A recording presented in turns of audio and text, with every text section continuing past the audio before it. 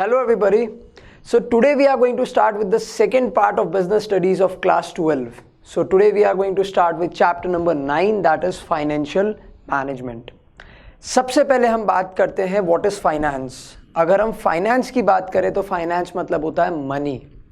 अच्छा, I think ये बात आप सबको पता होगा कि बिजनेस फाइनेंस क्या होता है और बिजनेस फाइनेंस क्यों ज़रूरी होता है. अगर नहीं पता तो एक बार डिस्कस कर लेते हैं. Business finance means the money or the finance that is required to carry out the activities of the business. ऐसा पैसा जो हम business activities के लिए यूज़ करने वाले हैं, उस पैसे को हम business finance कहते हैं. Business finance क्यों ज़रूरी है? To carry out the day-to-day activities, to buy assets, भले ही वो fixed assets हो या current assets हो, to meet the liabilities, to grow, to expand, to diversify, all these things require money. So the chapter is financial management. Business finance समझ लिया. Financial management क्या होता है? बेसिकली एक चीज हमको समझ में आ रही है कि हमको फाइनेंस को मैनेज करना है. दैट मीन्स पैसों को हमें मैनेज करना है, बट हम ये करने वाले हैं from the context of business organisation. Is concerned with management of flow of funds. That means cash inflow and cash outflow. कितनी इनकमिंग आने वाली है, कितनी आउटगोइंग जाने वाली है. And involves decision related to procurement of funds. Now what do you mean by procurement? इकट्ठा करना. Basically procurement मतलब होता है हम कहाँ से लेके आने वाले हैं. Investment of the funds in long term and short term assets. Basically जो पैसा हम लेके आए हैं उसको हम कैसे invest करने वाले हैं. And distribution of earning to the owners. अच्छा, owners. अब ये चीज़ ऐसा है जो आई थिंक लिखने की ज़रूरत नहीं थी, राइट? कि बिजनेस को अगर कोई भी फ़ायदा होगा लॉन्ग टर्म या शॉर्ट टर्म इन्वेस्टमेंट से, तो उसका प्रॉफिट तो ओनर के पास में ही जाता है. That is of course. तो ये लाइन स्पेसिफिकली अलग से क्यों मेंशन करी? Because here we are talking about the shareholders. I think we all know that shareholders are the owners of the company.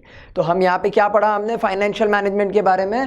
That it manages the flow of funds and involves decision regarding to procurement of funds, investment of funds and distribution of earnings. Basically fund हमको कैसे manage करना है, हम कहाँ से लेके आएंगे, हम कितना कहाँ पे इन्वेस्ट करेंगे और वो इन्वेस्टमेंट से जो हमारी अर्निंग होगी वो हम कैसे डिस्ट्रीब्यूट करेंगे. That is financial management.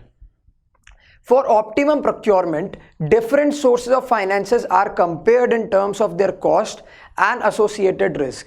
अच्छा, मुझे एक बात बताओ, what are the different sources of funds? Mummy papa मामा चाचा ये? No. Different sources of funds होते हैं owners fund and borrowed fund. जब हम बात करते हैं different sources की तो सिर्फ दो ही source होते हैं, one is the owners fund and one is the borrowed fund. ये हम later chapter में पढ़ेंगे.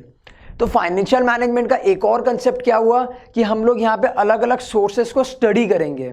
Study on the basis of their cost, risk factors etcetera. ये भी हम फर्दर चैप्टर में पढ़ेंगे.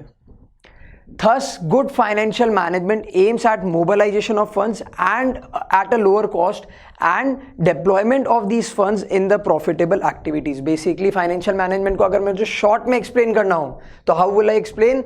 It means that means you are assigning the resources, you are assigning the financial resources to the business and you are deploying. That means आप उसको invest कर रहे हो in the most profitable investment. That is your financial management. तीन चीज़ें याद रखना. पैसा कहाँ से आएगा, उसको कहाँ इन्वेस्ट करेंगे और अर्निंग को हम कैसे डिस्ट्रीब्यूट करेंगे. ये तीन चीज़ हम फाइनेंशियल मैनेजमेंट में पढ़ते हैं. ये तीन चीज़ें मैंने अलग से क्यों बताई? Later in the chapter you will know about this thing.